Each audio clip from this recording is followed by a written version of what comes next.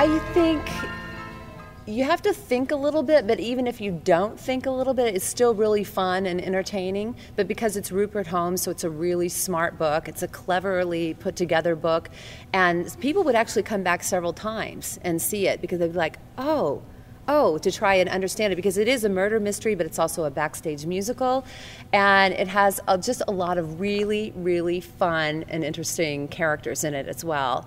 And when you have a cast playing, and this is a great group of people and everything too, it's just a lot of fun and hilarious, and it dances in an old-time way. And Candor Nev, if you think of Chicago and you think of Cabaret and those vamps, you know, that dun, dun, dun, dun, dun, you know, that sound of what they had that is so golden Broadway sound to me. And I think you can't help but having a good time when you've got a score like that in a book like that. You asked me for my motives, well, you needn't be so smart, it's a business. It isn't making history, it isn't making art, it's a business. Shaw and Ibsen, take them away, and don't bother me with more, yeah, those Russians never pay.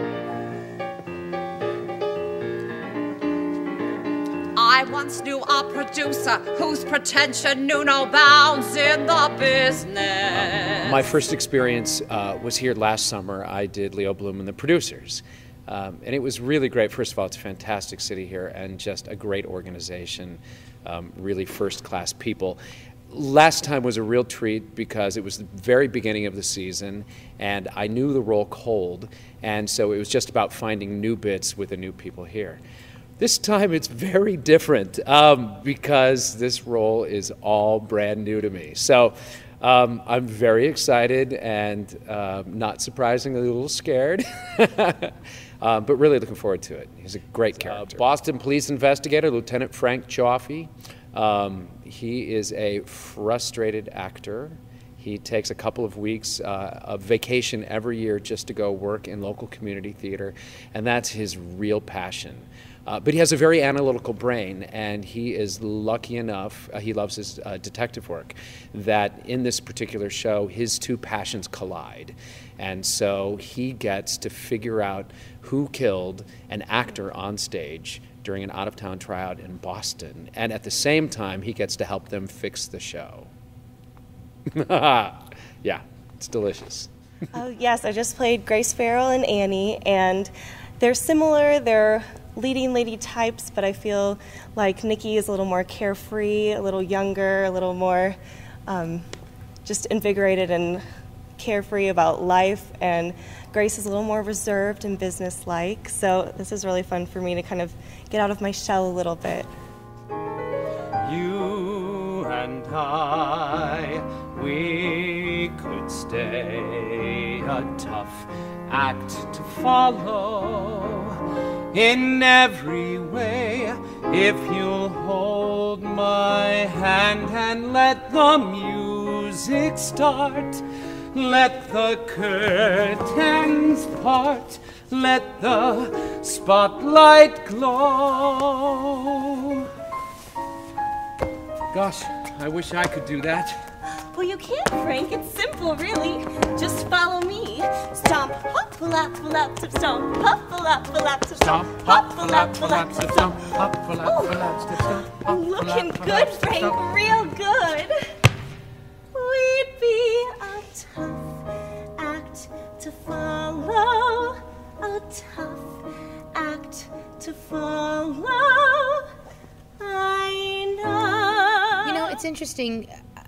I've done a lot of shows and worked with a lot of different people in different companies, and there was something really special about the way this show is cast. Between Los Angeles and New York, we only changed a couple people in the company. We added some swings. We added a couple people. But the rest of it, the cast was still intact, and they just did a really wonderful job casting this production. I don't know, it's just sort of a magical thing for the whole team to sort of put this group of people together. And then on top of it, it's a show about theater folk, show people. So to be singing lyrics that we do on stage about it's an honor and a joy to be in show business, and truly that's how we all really felt.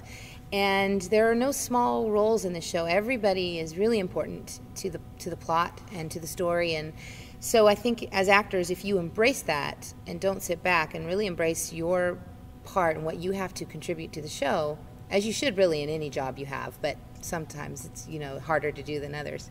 But there's something really magical that happens with the show when you do that. And so it's been fun to sort of watch everybody that would come into the Broadway company. We would get nervous and think, is this going to be the bad apple that upsets the cart, you know? But it never did. They sort of adapted and realized what a great company it was and what a special show it was.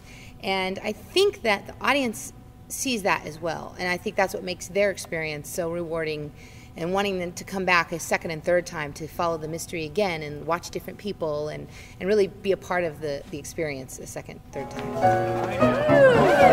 If he's in Paraguay or even Mandalay, I'll grab my horse and set my course to reach him that way.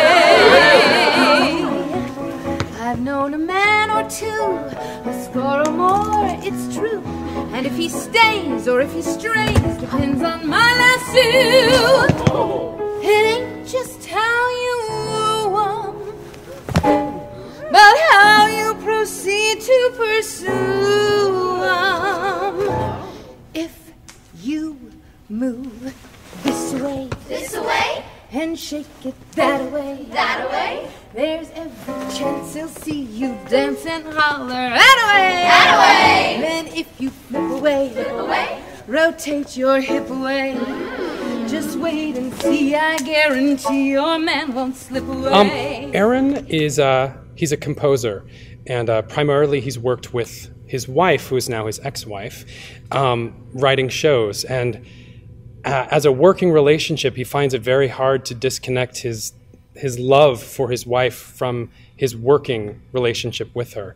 And singing a beautiful song about missing her, but the only way he has words to communicate that is missing working with her. I miss the music, I miss the song. Since she's not with me, it comes out wrong. No need to ask me what I prefer. I'd say the music I wrote with her.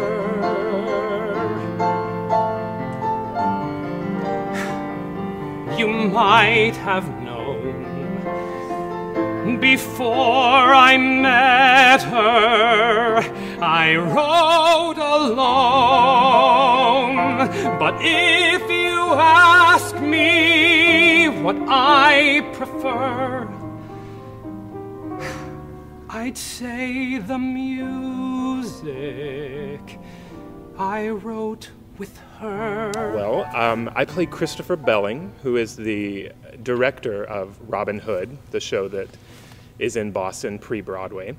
And he's a very shy, blend into the background kind of man. Doesn't really, make himself. I'm kidding. That's absolutely not who he is. He sort of, I think, exists as if he's in a Rosalind Russell movie in the 30s. Everything is very theatrical and grand and funny. The very first time that you see him, he arrives and gives a grand speech about visiting a church, the Church of the Holy Cross. I tell you, those Catholics really know how to put on a show. That kind of thing. So everything he says is golden, I think. So.